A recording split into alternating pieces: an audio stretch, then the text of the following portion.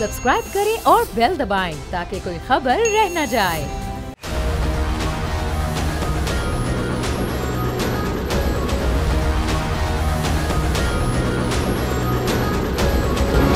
आठ सितंबर का दिन कि जब पाक बहरिया ने अपनी कुर्बानी, जुर्रत और ईमान के साथ इस मुल्क की हिफाजत की। ये सिर्फ एक दिन नहीं बल्कि एक अहद है कि अपने मुल्क की हिफाजत करनी है। और इसी में एक रोशन दरख्शा सितारा पाकिस्तान नेवल एविएशन जो समंदर के उफ़ुक़ पर ज़मीन के किनारों से आसमान तक इस अहद को निभा रही है। हम पाकिस्तान नेवी के 29 एंटी सबमरीन वॉरफेयर स्क्वाड्रन में मौजूद हैं और 29 स्क्वाड्रन किस तरीके से अपनी खिदमत सर अंजाम दे रहा है, कितना मुनफरिद है और इसकी शमूलियत से पाकिस्तान नेवी के एविएशन में क्या क्या ख़ास बात और किस तरीके से पावर इन्हेंस हुई है, उसके ऊपर गुफ्तगू करने के लिए इस वक्त हमारे साथ मौजूद है लेफ्टिनेंट कमांडर अहमद साहब। बहुत शुक्रिया आपकी कीमती वक्त का। क्या ख़ास बात है 29 स्क्वाड्रन?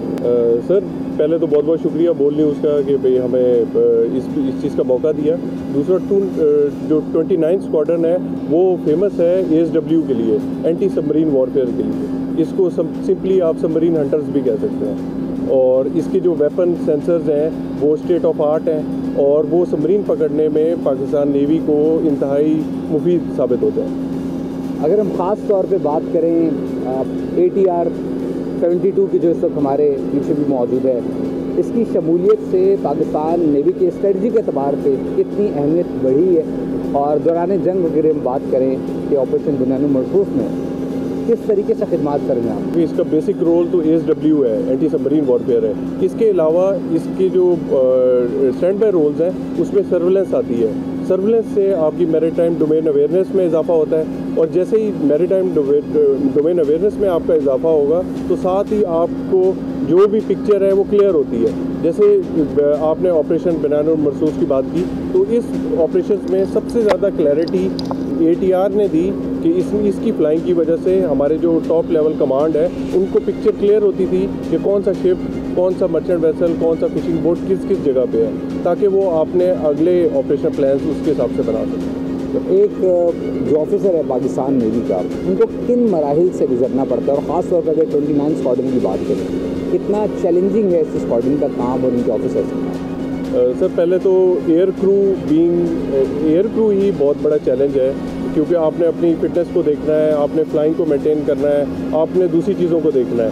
पहले हमारी इनिशियल ट्रेनिंग एकेडमी में नॉर्मल एज अ कैडेट होती है, उसके बाद फिर हम एविएशन ज्वाइन करते हैं। एविएशन ज्वाइन करके फिर एविएशन की स्पेसिफिक ट्रेनिंग अलग से होती है। इस वक्त लेफ्टिनेंट कमांडर अहमद हमारे साथ मौजूद थे। 29 स्क्वाड्रन के बारे में वो ब्रीफ करते हैं और साथ ही साथ ATR 72 की भी उन्होंने ब्रीफिंग की, बताया कि कितना अहमियत का हामिल जहाज़ है। हम इस जहाज़ में जाएंगे, देखेंगे किस तरीके से ये मुनफरिद रोल ना सिर्फ पाकिस्तान नेवी के लिए खिदमत पर अंजाम दे रहा है बल्कि किन किन चीज़ों में महारत रखता है और ख़ास तौर पर जब दौरान जंग अगर बात की जाए तो अपने मल्टी डायमेंशन होने की वजह से दुश्मन के लिए कितना ख़तरनाक साबित हो सकता है। हमारे साथ हम पाकिस्तान नेवी के 29 एविएशन स्क्वाड्रन में मौजूद हैं और इस वक्त है ATR 72 जो जहाज़ है उसके पायलट भी इस वक्त हमारे साथ मौजूद हैं। उनसे गुफ्तगू करेंगे, जानेंगे कि कितना डिफ़िकल्ट है एंटी सबमरीन वॉरशिप को फ्लाई करना और इसकी क्या क्या डायमेंशन है, किस तरीके से ये दौरान जंग अपनी खिदमत सर अंजाम देता है। लेफ्टिनेंट मिशाल ज़ेब इस वक्त हमारे साथ मौजूद, उनसे गुफ्तगू करेंगे। अस्सलाम वालेकुम। वालेकुम सलाम सर, कैसे आप? मैं खैरियत से। और ख़ास तौर पे चूँकि ये कमर्शियल फ़्लाइट नहीं होती, एक एंटी सबमरीन वॉरशिप है, सो ऐसे में इसकी हसासियत कितनी बढ़ जाती है और दौरान जंग किस तरीके से खिदमत सर अंजाम देता है? बाकी पायलट के अगर मुताबिक तो मैं बात करूं तो हमें मुख्तलिफ मराहिल से गुजरना पड़ता है, बल्कि उनसे थोड़ा सा ज़्यादा गुजरना पड़ता है। सबसे पहले तो हमारा जो मेडिकल होता है वो एक बहुत प्रॉपर प्रोसीजर के थ्रू हम करते हैं। जो फिर उसके बाद जब मेडिकली फिट लोग जो है वो ज्वाइन करते हैं फ्लाइंग फोर्स, तो पहले जाते हैं एयरफोर्स वालों के साथ। एयरफोर्स वालों के साथ हम 1.5 साल ट्रेनिंग करने के बाद जब वहाँ से क्वालिफाई होते हैं तो फिर हम यहाँ वापस आते हैं। फिर हमारी ग्राउंड स्कूलिंग होती है। ग्राउंड स्कूलिंग के बाद फिर हमें जो है सिमुलेटर करना पड़ता है, तो हम अब्रॉड से इसका सिमुलेटर करके वापस जब आते हैं तो फिर हम डिफरेंट मिशन फ्लाई करते हैं जो हमें एज ए फाइनल FHG के तौर पे काउंट होते हैं, फाइनल हैंडलिंग टेस्ट। जब तक हम वो क्वालिफाई नहीं करते तब तक हम इस जहाज़ को उड़ा नहीं सकते। तो इससे आपको अंदाज़ा लग सकता है कि जो डिफरेंट मराहिल के थ्रू हमने गुजरना होता है, तो हमें बेसिकली आइडिया हो जाता है कि भाई it's not an easy job, ये बाकी जहाज़ों की तरह नहीं है और इसमें बिल्कुल गलती की गुंजाइश नहीं है। क्योंकि बाकी जहाज़ों पे आपके पास एक्सप्लोसिव नहीं होता, यहाँ हमारे पास एक्सप्लोसिव होता है। तो गॉड फॉरबिड अगर कोई गलती हो जाए तो उससे आपकी जान तो जा ही सकती है, लेकिन उसके साथ साथ पाकिस्तान नेवी का एसेट भी तबाह हो सकता है। तो हमें एक चीज़ सिखाई जाती है कि गलती की गुंजाइश नहीं है, तो इसलिए हमें उस लिहाज से ट्रेन भी किया जाता है और अल्हम्दुलिल्लाह हमारे जो इंस्ट्रक्टर है तो वो हमें बेहतरीन ट्रेनिंग से नवाजते हैं। सो अगर हम इस वक्त जहाज़ की इक्विपमेंट से मुताल्लिक बात करें, क्या नेविगेशन सिस्टम है इसका, किस तरीके से आप हाइट मेजर करते हैं और इन केस ऑफ इमरजेंसी आप किस तरीके से रिस्पॉन्ड करते हैं? जी, सबसे पहले तो जो भी इमरजेंसी सिचुएशन होती है ना, उसके हमें 3 ही बेसिक्स रूल पढ़ाए जाते हैं कि सबसे पहले control of your self and the aircraft. सबसे पहले आपने ख़ुद को कंट्रोल करना है, अपने जज्बात, अपने इमोशंस को कंट्रोल करना है, फिर उसके बाद जहाज़ को कंट्रोल करना है। जब ये चीज़ आपने कर ली, फिर उसके बाद आपने एक्सेप्ट करना है कि जी मेरे साथ एक इमरजेंसी हुई है, और वो ना कि सिर्फ मेरे साथ है बल्कि जो मैं पैसेंजर कैरी कर रहा हूँ मेरे साथ साथ इनकी जान भी मेरे हाथ में है। तो फिर उस लिहाज से हमें एक्शन लेने पड़ते। जो इमरजेंसी सिचुएशन आती है, पहले सबसे पहले हम उसके मेमो आइटम्स करते जो हमने मेमोराइज़ किए होते, जो हमें ज़ुबानी आने चाहिए। फिर उसके बाद हमारे पास जहाज़ में QRH किताब मौजूद होती है जो क्विक रेफरेंस हैंडबुक के नाम से है, वो हम खोलते हैं और फिर उससे हम रिलेटेड इमरजेंसी के एक्शन वेरीफाई करते कि आया जो हमने एक्शंस लिए क्या वो ठीक है या नहीं। उसके बाद फिर हम ये डिसाइड करते कि हमने इमरजेंसी लैंडिंग करनी है या अपना मिशन कंटिन्यू करना है, उस चीज़ को मद्देनज़र रखते हुए। मुख्तलिफ हमने एस्पेक्ट्स की बात की और हमेशा कहा जाता है कि जंग की तैयारी हमेशा अमन के वक्त में की जाती है। तो जब जंग ना हो तो आप किस तरीके से जंगी हालात की तैयारी कर रहे हो? देखा जाए तो हम मुख्तलिफ मिशंस फ्लाई करते हैं जो कि डेली बेसिस पे हम फ्लाई करते हैं, और वो यानी 1-2 घंटे की बात नहीं होती, वो लंबे मिशंस भी होते हैं। तो उसमें हम जाते हैं, डिफरेंट सर्च एंड रेस्क्यू करते हैं और डिफरेंट ASW से रिलेटेड मैनूवरिंग करते हैं, मिशंस करते हैं। तो वो बेसिकली हमें ट्रेन करती है मुश्किल हालात के। आपने इस वक्त वैद जो अपने ज़ेर इस्तेमाल आपके है उसमें वाज़ेह तौर पर लिखा है कि 1975 टू 2025। सो इस बात को वाज़ेह करिए कि तकरीबन 50 साल एविएशन के मुकम्मल हो गए। सी ईगल आपके इस विंग को क्यों कहा जाता है 29 शॉट में? वो बेसिकली इसलिए कहा जाता है क्योंकि जो ATR है वो ज़्यादा इसकी इंड्योरेंस से फ्लाई करते हैं, सी के मिशन हम ज़्यादा अवेल करते हैं क्योंकि हमारा प्राइम पर्पज़ ही सर्वेलेंस है और ASW है, तो जो सी के ऊपर ही कंडक्ट किए जा सकते हैं। तो इसलिए हमें सी ईगल्स कहा जाता है, जो कि 29 एंटी सबमरीन वॉरफेयर के नाम से हमारा स्क्वाड्रन को नाम दिया गया। तो क्या अब हम फ्लाई के लिए रेडी? जी अल्हम्दुलिल्लाह रेडी है। तो देन स्टार्ट करें। Headset on.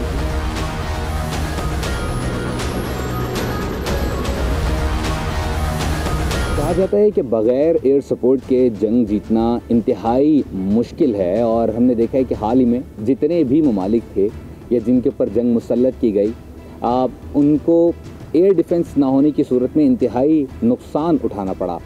लेकिन अगर बात की जाए पाकिस्तान नेवी की, तो समंदरों की हिफाजत के साथ साथ पाकिस्तान नेवल एविएशन जो है वो इसमें एक इंतहाई अहम किरदार अदा करती है।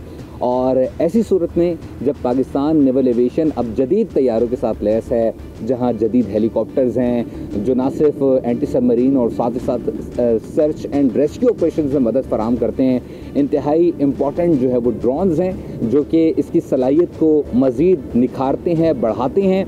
इस तमाम तर इक्विपमेंट और मशीनरी के साथ पाकिस्तान नेवल एविएशन दुनिया में अपनी एक साख जो है वो साबित कर चुकी है।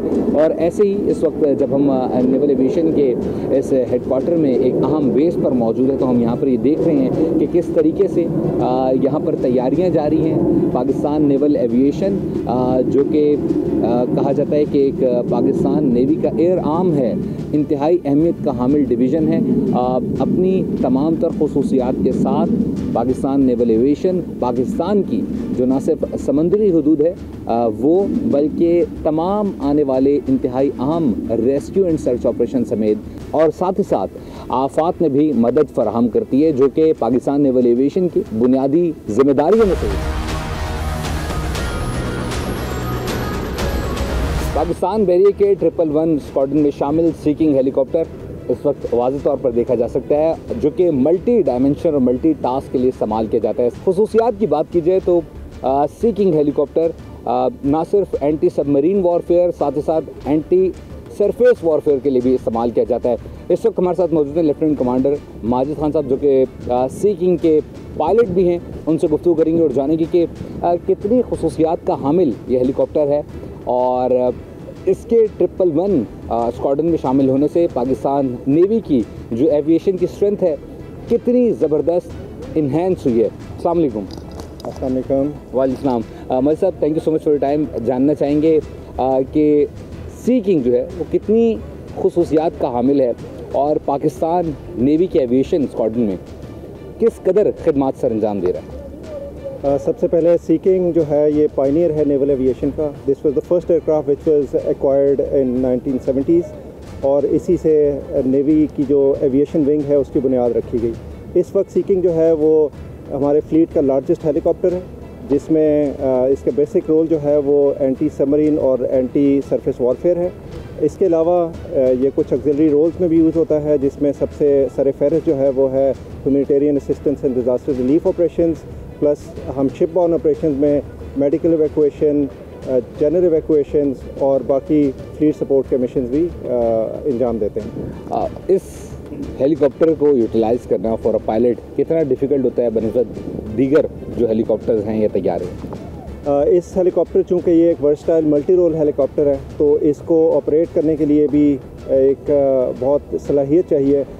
पायलट ट्रेनिंग जो होती है इसमें एक मुश्किल मरहला होता है, जिससे पास करने के बाद फिर जब एक ऑप्स पायलट बन जाते हैं तो उसके बाद चूँकि ये एक लार्जेस्ट हेलीकॉप्टर है तो इसको ऑपरेट करने के लिए फिर आपको ज़्यादा एक्सपर्टीज़ चाहिए होती हैं, इसके रोल्स की वजह से और इसके साइज़ की वजह से भी। 111 स्क्वाड्रन में शामिल सी किंग हेलीकॉप्टर जो कि इंतहाई मल्टी डायमेंशनल टास्क को परफॉर्म करने वाला है और साथ ही साथ एंटी सबमरीन और एंटी सरफेस जो डिप्लॉयमेंट्स होती हैं उनके ऊपर काम करने की अहमियत का हामिल है। अब से कुछ देर में हम देखेंगे कि किस तरीके से जो सी किंग हेलीकॉप्टर है वो अपने टास्क को सर अंजाम देता है। सी किंग हेलीकॉप्टर जो कि शार्क्स के नाम से भी जाना जाता है, इसकी परफॉर्मेंस, इसकी सलाहियत कितनी इम्पैक्टफुल है आपको दिखाते हैं।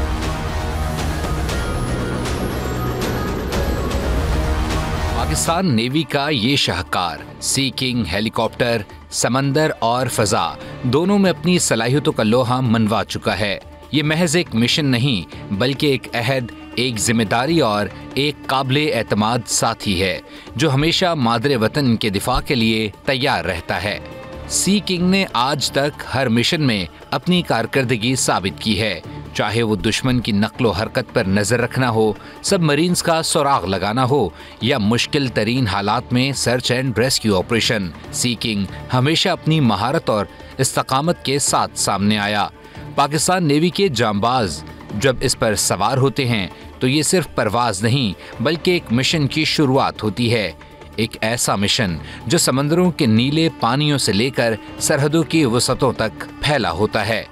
इसकी मजबूत साख्त, जदीद टेक्नोलॉजी और कमाल की परवाज इसे दुनिया के बेहतरीन मिलिट्री हेलीकॉप्टर्स में शुमार करती है। यही वजह है कि सी किंग हेलीकॉप्टर को महज एक जंगी परिंदा नहीं कहा जाता बल्कि ये पाकिस्तान नेवी की बहादुरी और अज़्म की पहचान है। चाहे वो तूफानी लहरें हों, समंदरी जंग की सख्त आजमाइश हो या इंसानी जानें बचाने की दौड़, सी किंग ने हमेशा अपनी जिम्मेदारी पूरी की है। पाकिस्तान नेवी का सी किंग हेलीकॉप्टर अब से कुछ देर बाद इंतहाई अहम मिशन की जानिब रवाना होगा। हमारे साथ रहिए।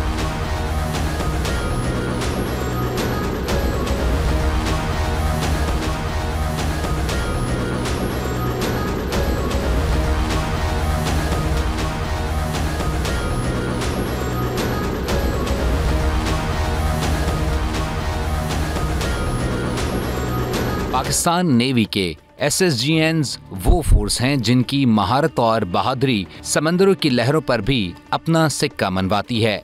वेट वेंचिंग जैसी तकनीक जहां कमांडोज हेलीकॉप्टर से पानी में उतरकर मिशन संभालते हैं, दुनिया को ये पैगाम देती है कि ये जवान किसी भी सूरत हाल में पीछे नहीं हटने वाले। हेलीकास्टिंग में जब पाकिस्तान नेवी के कमांडोज परवाज करते हेलीकॉप्टर से बराह रास्त पानी में छलांग लगाते हैं तो ये सिर्फ एक ऑपरेशन नहीं बल्कि उनकी जुर्रत, तरबियत और अज़्म का मुजाहरा होता है। ये महारतें साबित करती हैं कि पाकिस्तान नेवी के SSGNs मुल्क के मैरीटाइम दिफा की सबसे मजबूत ढाल हैं।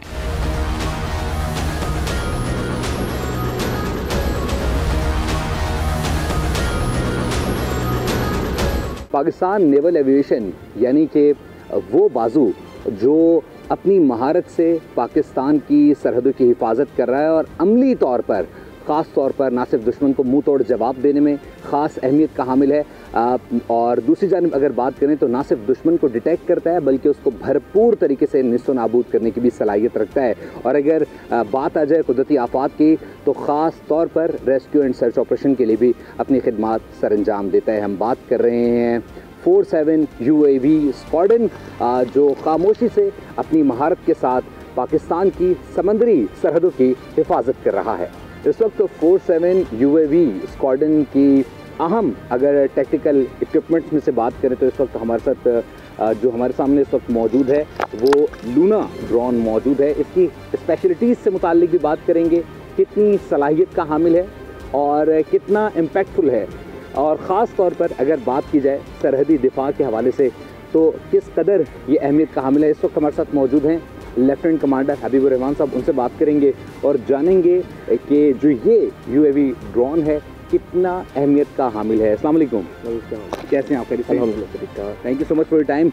हबीब साहब, जानना चाहूँगा जो इस वक्त मशीन आपके बिल्कुल सामने मौजूद है क्या है, कितना इम्पैक्टफुल है और आखिर पाकिस्तान नेवी को क्यों ज़रूरत पेश आई कि वो भी UAV की जानिब बढ़े? सर, मॉडर्न वारफेयर में जैसे रिसेंट वॉरफेयर में हमने सबने देखा the world is converting towards unmanned systems. तो UAV के रोल्स में कोई इसमें दो राय नहीं कि उनकी इंपॉर्टेंस दिन ब दिन बढ़ती जा रही है and the UAV is future. और उसी को पेश नज़र रखते हुए पाकिस्तान नेवी ने 2010 में पहला UAV इंडक्ट किया और बाकायदा तौर पर 2013 में UAV का स्क्वाड्रन इनिशिएट किया। इस वक्त हम जो मौजूद हैं ये हमारे पास ल्यूना NG टेक्निकल सिस्टम और ये बर्ड जो है ये कैपेबल है आपके कोस्टल एवार्ड्स में और आपके सी में सर्वेलेंस करने के लिए। ये इसका विंग स्पैन 17 फीट का विंग स्पैन है और 10 फीट की इसकी लेंथ है। It is capable to carry 2 different kind of payloads जिसमें अगर आप इसका हैवी पेलोड कैरी करें तो it can have endurance of more than 6 hours और जब इसका स्टैंडर्ड पेलोड आप कैरी करते हैं तो it can even fly for more than 12 hours. अगर आप इसको फर्दर डिटेल्स की बात करें तो ये एक पिस्टन इंजन के साथ फैब्रिकेटेड है जो कि इसको अप टू 18,000 की हाइट तक फ्लाई करवा सकता है। अगर ख़ास तौर पर इसकी खुसूसियात की बात करें, अभी हम देख रहे हैं जिस तरीके से सामने ये टिप है, इसका डिज़ाइन इस तरीके से क्यों है? क्या ये सारे ड्रोन्स इसी तरीके के क्यों या ख़ास तौर पे स्पेसिफिक एक कह लें कि मिशन के तौर पर इसको डिज़ाइन किया गया? सर, ये UAVs जितने भी मॉडर्न UAVs हैं ये इनके तमाम कंट्रोल सर्विसेज और तमाम पैरामीटर्स जो कन्वेंशनल एयरक्राफ्ट है उसके एक्स पे बने होते हैं। आई विल नॉट से on the same design but उसी के एक्स पे बने होते हैं। असल मकसद UAVs का है to remain undetected while being detecting your enemy और उसके अलावा जो और मकसद है कि इसको कम खर्च में आप अपनी इफेक्टिव जो टास्किंग है वो अचीव कर सकें। इसी तरह इसमें बर्ड में आपको मैं तफसील से बताऊं कि इसकी भी किसी भी कन्वेंशनल जहाज़ की तरह विंग्स हैं, इसके कंट्रोल सर्विसेज हैं, इसमें इंजन है जो कि पिस्टन इंजन है जो आप किसी भी मोस्टली जो आपके सर्वेलेंस एयरक्राफ्ट हैं वो गैस टर्बाइन इंजन पे होते हैं बट पिस्टन इंजन है वे चीपर देन दैट। तो ये पिस्टन इंजन पर डिवाइन है जो इसकी ऑपरेटिंग कॉस्ट को रिड्यूस करते हैं, जो इसकी मेंटेनेंस कॉस्ट को रिड्यूस करते हैं। सर, जहाँ तक दूसरे जहाज़ों की बात है, जो जहाज़ इस रोल में ऑपरेट हो रहे हैं, जो कि सर्वेलेंस रोल में ऑपरेट हो रहे हैं, उनमें मोस्टली जहाज़ आपको टर्बोजेट इंजन मिलते हैं। वो इंजन जो कन्वेंशनल एयरक्राफ्ट में लगे होते हैं, जो कि बड़े एयरक्राफ्ट में जो ज़्यादा पैसेंजर कैरी करते में लगे होते हैं, वो आप उनकी फ्यूल कंजम्पशन ज़्यादा होती है, उनकी मेंटेनेंस कॉस्ट ज़्यादा होती है, उनकी मशीन कॉम्प्लिकेटेड होती है, उनकी डिज़ाइन कॉस्ट ज़्यादा होती है जिसकी वजह से वो काफ़ी महंगे ऑपरेट करने के लिए होते हैं। These are the regular piston engines, वो जो गाड़ियों में यूज़ होते हैं, वो जो मोटरसाइकिलों में यूज़ होते हैं और जो बिल्कुल स्मॉल आप कह लें स्पोर्ट्स एयरक्राफ्ट में यूज़ होते हैं। These are the same engines और मोस्टली दुनिया में UAVs में यही इंजन यूज़ होते हैं जो टेक्निकल यूज़ में स्पेशली, ताकि आपकी डिज़ाइन कॉस्ट रिड्यूस हो जाए, आपकी मटेरियल कॉस्ट रिड्यूस हो जाए और आपकी मेंटेनेंस कॉस्ट रिड्यूस हो जाए। तो these are the optimum solution to take maximum output to perform this same task which you required a huge aircraft with maximum the complete systems with heavy cost. You achieve the same task with this small aircraft, small engine and with minimum cost. ख़ास तौर पर अगर हम इस bird की बात करें तो ये मिशन के तौर पे किस तरीके से यूज़ होता है और कौन कौन से इक्विपमेंट मशीनरी इसके अंदर लगी हुई है जो दुश्मन को ख़ास तौर पे डैमेज करता है? सर अगर हम इसके मिशंस की बात करें तो ये लैंड बेस्ड ऑपरेशन भी करता है जिसमें land surveillance, coastal air surveillance, convoy escort शामिल है और इसके अलावा ये sea surveillance, complete sea surveillance कर सकता है। The main important things about this bird is कि ये after going about 3 to 4,000 it is almost undetectable. ना तो इसकी आपको आवाज़ आती है, ना इसकी आपको तस्वीर आती है और ना ही आपको बीइंग हैविंग लोअर RCS या आपको रडार पर डिटेक्ट हो सकता है। और इसकी एक और इंपॉर्टेंट बात कि टैक्टिकल UAVs आर मूवेबल और ये बिल्कुल भी रनवे डिपेंडेंट नहीं है। ये इंतहाई अनकन्वेंशनल तरीके से ऑपरेट करते हैं जो आपको मोबिलिटी परफॉर्म करते हैं कहीं भी ऑपरेट करने से। वो इसका टेक ऑफ और लैंडिंग प्रोसीजर हम आपको आगे स्टेप बाय स्टेप मेरी टीम आपको बताएगी। सो चलते हैं आगे। तो लूना जो कि इंतहाई अहमियत का हामिल बर्ड जो इस वक्त पाकिस्तान नेवी के ज़रिए इस्तेमाल है, पाकिस्तान नेवल एविएशन की स्ट्रेंथ मानी जाती है, किस तरीके से समंदर में ऑपरेट करती है और फ्लाई किस तरीके से करती है, दीगर ऑपरेशन इसमें किस तरीके से परफॉर्म किए जाते हैं, आपको दिखाएंगे हमारे साथ। 47 UAV स्क्वाड्रन में ये लूना बर्ड इस वक्त अपनी खिदमत सर अंजाम दे रहा है और किस तरीके से ये ऑपरेट होता है, क्या इसकी ऑपरेशनल सरगर्मियाँ हैं, इस तमाम तर सूरत हाल से मुताल्लिक और इसके ओवरव्यू हमें हमारे साथ मौजूद हैं, प्रोवाइड करेंगे लेफ्टिनेंट कमांडर मलिक इमरान साहब जो बतौर सीनियर पायलट ऑफिसर लूना खिदमत सर अंजाम दे रहे हैं। तो ये बताएं कि ख़ास तौर पर अगर इस टेक्नोलॉजी की बात की जाए जो इस वक्त पाकिस्तान नेवी के ज़रिए इस्तेमाल है नेवल एविएशन में, कितना डिफ़िकल्ट है ऑपरेट करना, समंदर के ऊपर ऑपरेट करना कितना डिफ़िकल्ट होता है, चैलेंजिंग होता है, क्या क्या मुश्किलात फेस करनी पड़ती हैं? Sir first of all it's an unconventional technology. जो एक कन्वेंशनल एयरक्राफ्ट है उसमें जो पायलट है उसके कॉकपिट की फील आ रही होती है, वो कॉकपिट के अंदर बैठा हुआ होता है, he is controlling the aircraft. जबकि जब हम UAVs की बात करते हैं तो UAVs operating hundreds of kilometre away और जो आपका पायलट है वो कमांड व्हीकल के अंदर बैठा हुआ उसको ऑपरेट कर रहा होता है। उसकी बर्ड की हेल्थ, बर्ड का मिशन कंडक्ट, बर्ड की जो प्लानिंग है वो सारी की सारी पायलट को जो है ना वो मैसर होती हैं थ्रू डिजिटल लिंक। तो इस तरीके को अगर देखा जाए तो जो डिजिटल लिंक वाला जो एक लिंक है बर्ड के साथ पायलट का, दैट इज़ वेरी अनकन्वेंशनल। उसमें थोड़े से चैलेंजेस होते हैं but over the period of time जो हमारी ट्रेनिंग रिजीम है उसको मद्देनज़र रखते हुए वी आर अल्हम्दुलिल्लाह proficient enough to tackle any kind of challenges and system is very robust to help us out in any kind of emergency situation. हम देख रहे हैं कि इस वक्त ख़ास तौर पर लूना जो कि 47 UAV स्क्वाड्रन में अपनी खिदमत सर अंजाम दे रहे हैं पाकिस्तान नेवल एविएशन के अंडर और ना सिर्फ अगर इसकी बात करें तो ये समंदर बल्कि सतह के ऊपर भी भरपूर तरीके से दुश्मन से मुताल्लिक और जहाँ पर अगर खिदमत सर अंजाम देने की बात हो कुदरती आफात के दौरान तो वहाँ पर भी ये अपनी ऑपरेशनल खिदमत सर अंजाम दे रहे हैं। इस वक्त हम देख रहे हैं कि यहाँ पर एक लॉन्चिंग पैड भी मौजूद है। क्या इतनी रिक्वायर्ड स्पेस में ये फ्लाई कर पाता है, किन किन चैलेंजेस का सामना करना पड़ता है और ख़ास तौर पर अगर हम दाएं जानिब देखें तो यहाँ पर एक नेट भी मौजूद है, एक बड़ा सा नेट यहाँ पर लगाया गया है, मशीनरी यहाँ पर मौजूद है, क्या ज़रूरत पड़ रही है, क्यों रिक्वायर्ड होता है ये, इस तमाम तर सूरत हाल से मुताल्लिक और ये तमाम तर इंफॉर्मेशन आप तक एक्सक्लूसिव भी पहुँचाएंगे हमारे साथ। जब हम बात कर रहे हैं UAVs यानी कि टेक्नोलॉजी की वॉरफेयर के हवाले से तो फिर हमें जानने की भी ज़रूरत है कि किस तरीके से इन्हें ऑपरेट किया जाता है, ख़ास तौर पर ड्रोन्स को ऑपरेशनल कंडीशन में किस तरीके से ऑपरेट किया जाता है। इस वक्त हमारे साथ मौजूद हैं चीफ ब्रिगेडियर ऑफिसर शब्बीर साहब। Sir thank you so much for your time. तो बताइएगा बतौर आप यहाँ पर टेक्निकल खिदमत सर अंजाम दे रहे हैं, ऐसे में जो नॉर्मल जहाज़ होता है उसमें और ड्रोन को ऑपरेट करने में कितनी चैलेंजेस का सामना करना पड़ता है? जो डेली के मेंटेनेंस है वो एज़ पर मैंड एयरक्राफ्ट ही इसको करते हैं और इसकी जो रूटीन मेंटेनेंस, कैलेंडर मेंटेनेंस है, आवरली बेस्ड मेंटेनेंस है, उसको हम इसको सर अंजाम यहाँ पे देते हैं। और ऐसा कोई भी काम होता है जो इसकी मेंटेनेंस, शेड्यूल मेंटेनेंस होती है उसको हम कंटिन्यू उसको कर रहे होते हैं। इसकी सेफ्टी जो होती है खुसूसन आप जब फ्लाइंग के लिए इसको रेडी करना है तो आपको सेफ्टी जो है वो आपने सबसे पहला माउंट है, आपने सेफ्टीज़ का ख्याल रखना है। कोई ऐसा काम जो आप सेफ्टी किसी सूरत में भी इसको बाईपास नहीं करेंगे। 47 UAV स्क्वाड्रन के हम मुख्तलिफ साइट्स का विज़िट कर रहे हैं और साथ ही साथ हमने देखा कि किस तरीके से लूना जो ड्रोन है वो किस तरीके से अपने खिदमात सर अंजाम देता है। इस वक्त एक ऑपरेशन जो है वो लूना परफॉर्म कर रहा है और किस तरीके से ये ऑपरेशन सर अंजाम दिया जा रहा है, हमारे साथ रहिए।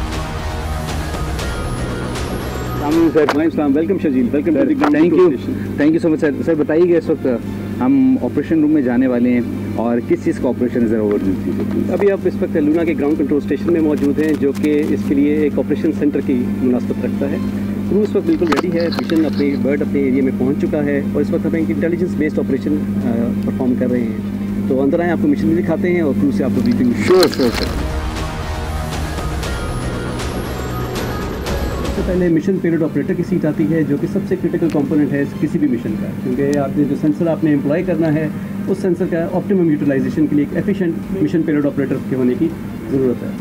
उसके बाद आती है नेक्स्ट सीट आती है पायलट इन कमांड की। पायलट इन कमांड जिनके पास कंप्लीट एयरक्राफ्ट का कंट्रोल मौजूद है as similar to a conventional aircraft. उसके बाद मिशन कमांडर आते हैं, जो कि पूरे ओवरऑल मिशन को सुपरवाइज़ करते हैं, उसकी जो है एग्जीक्यूशन, कंडक्ट, उसकी पोस्ट मिशन, उसके बाद जो कि मिशन ब्रीफ्स वगैरह बनानी है, पोस्ट मिशन रिपोर्ट्स बनानी है, मिसरप्स बनानी है, उस सब में मिशन कमांडर का भी।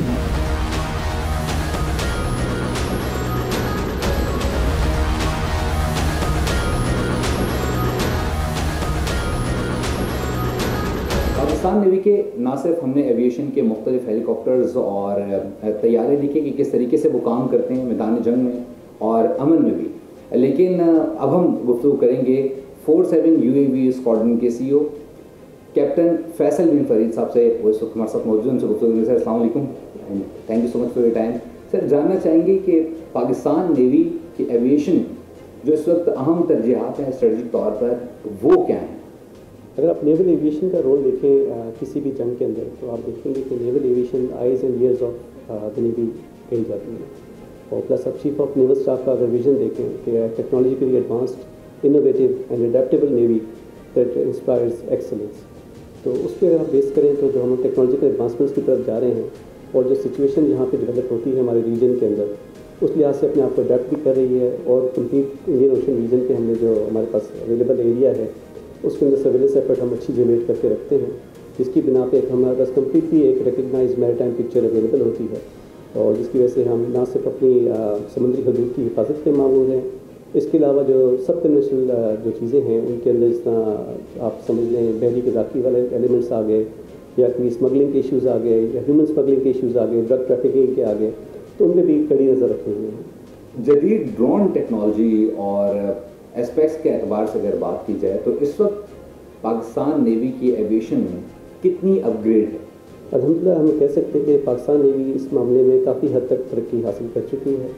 हम इस वक्त प्रैक्टिकल UAVs और मेल कैटेगरी में कॉम्बैट UAVs दोनों अल्हम्दुलिल्लाह ऑपरेट कर रहे हैं और हमारे UAVs जितने भी हैं अल्हम्दुलिल्लाह नेटवर्क सेंट्रिक वॉरफेयर के तहत कम्प्लीटली इंटीग्रेटेड हैं हमारी फील्ड के साथ। और इस वक्त हम जितनी भी मैन अनमैन टीमिंग कॉन्सेप्ट को खासतौर पे आगे लेके चल रहे हैं, यानी अगर हम समंदर में अगर हमारे ड्रोन्स ऑपरेट करते हैं तो साथ में हम जो पिक्चर और जो डाटा कंपाइल कर रहे हैं वो सिर्फ ना सिर्फ हम कंप्लीट कमांड्स को प्रोवाइड कर रहे हैं लाइव फीड के साथ, उसके साथ साथ जो विदिन हमारे साथ जो ऑपरेट कर रहे हैं मज़ीद एयरक्राफ्ट ऑपरेट कर रहे हैं, हमारे MPAs, हमारे LRMPs, हमारे हेलीकॉप्टर्स, उनको भी वो डाटा कम्प्लीटली ट्रांसफ़र किया जा रहा है, जिससे कंप्लीट पिक्चर हमारे पास कमांड कंट्रोल सेंटर्स में मौजूद होती है। एंटी सबमरीन वॉरफेयर के अतबार से अगर मौजूदा सूरत हाल की बात की जाए तो क्या तरजीहात होंगी और मुस्तकबिल में किन चैलेंजेस का सामना करना पड़ सकता है? Anti submarine warfare Pakistan navy की हमेशा से एक स्पेशलिटी रही है, खासतौर से नेवल एविएशन की अगर हम बात करें। हमारे LRMPs, हमारे MPAs, हमारे anti submarine warfare helicopters crew हमारा कम्प्लीटली गेयर्ड अप है इस काम के लिए। और इसीलिए भी आपने देखा होगा कि माजी में भी जितनी भारतीय सबमरीन आप दोस्तों यहाँ पे हमारे एरिया में आई हैं हमेशा वक्त पर डिटेक्ट हुई हैं। तो इसके साथ साथ जो फ्यूचर प्लान्स हमारे शामिल हैं, जिस तरह हमारा जो एम्ब्रेयर जेट्स की जो है मरीनाइजेशन का प्रोजेक्ट है वो भी इंशाल्लाह पाया तकनीक तक पहुँचने वाला है और वो भी हमारे बेड़े में जल्दी ऐड हो जाएगा। दीगर दो ममालिक के साथ भी मुश्तरका मशक़ें की जाती हैं, तो उससे पाकिस्तान नेवल एविएशन में क्या असबाब हासिल किए और किन किन चैलेंजेस का सामना भी करना पड़ा? देखिए, फॉरेन कोऑर्डिनेशन और कोलैबोरेशन हमेशा से किसी भी मुल्क की तरक्की की जो फोर्सेस होती हैं उनकी बेहतरी के लिए अपनी जो है टैक्टिक्स को इम्प्रूव करने के लिए हमेशा करामत साबित होती हैं। तो अगर आप देखें जो हमारा अमन का इनिशिएटिव है हमारा पाकिस्तान नेवी का, उसमें हमेशा से जो फॉरेन नेवीज़ आपके पास आती हैं, आप उनके साथ बैठते हैं, टेबल टॉप डिस्कशंस करते हैं, एक्सरसाइजेस करते हैं, उनके साथ समंदर में जाके मज़ीद बहरी मशक़ें भी करते हैं। तो उससे हमेशा एक अच्छी लर्निंग का मौका मिलता है, अपने प्रोसीजर्स को रिफ़ाइन करने का मौका मिलता है, और जो आपके पास एक्सपर्टीज़ मौजूद हैं बरादराना ममालिक को, दोस्त ममालिक को उनसे शेयर करने का मौका मिलता है। तो अभी जब हाल ही में पाकिस्तान और भारत की जब जंग हुई तो इसमें बतौर पाकिस्तान नेवी एविएशन में जो अपनी खिदमात से अंजाम दी वो कितनी अहमियत की हामिल थी और क्या क्या अचीवमेंट्स आपने हासिल की? अगर ख़ासतौर पर मार्के हक की आप बात करें तो उसमें आप देखेंगे कि पाकिस्तान नेवी की शिप्स मुकम्मल अपनी तौर पे अपनी पोजीशंस पे डिप्लॉयड थे, पॉइज्ड थे, ready to deter the enemy at all times. इस मौके पे नेवल एविएशन का जो रोल था वो ये था कि दुश्मन की हर किस्म की मूवमेंट के ऊपर नज़र रखी जाए और जो इन्फॉर्मेशन उसके पास आए वो फौरी तौर पर फील्ड कमांडर को प्रोवाइड की जाए। तो नेवल एविएशन की सबसे बड़ी अचीवमेंट्स में यही थी कि दुश्मन की हर मूवमेंट पर हमारी नज़र थी। उनके जो कंप्लीट जो एयरक्राफ्ट कैरियर हो गया, चाहे उनके वॉरशिप्स हो गए, चाहे उनके एयरक्राफ्ट हो गए, दे वर ऑल वेल ऑब्जर्व, हमारी ऑब्जर्वेशन में थे और कंप्लीट इन्फॉर्मेशन आगे ले की गई, जिसकी वजह से हमें अपनी प्लेसमेंट में मज़ीद आसानी लगी। दुनिया बदल रही है और जंगी हिकमत अमली भी। अब जंगें सिर्फ जहाज़ों और तोपों से नहीं लड़ी जाती, बल्कि टेक्नोलॉजी और ड्रोन्स मैदान में फैसला कुन किरदार अदा करते हैं।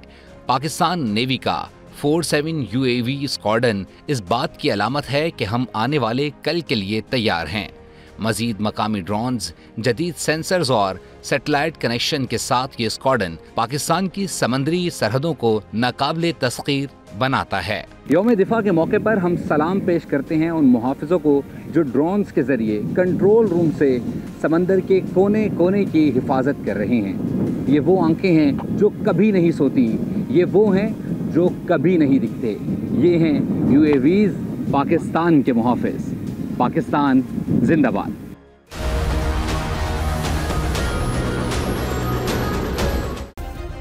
सब्सक्राइब करें और बेल दबाएं ताकि कोई खबर रह न जाए।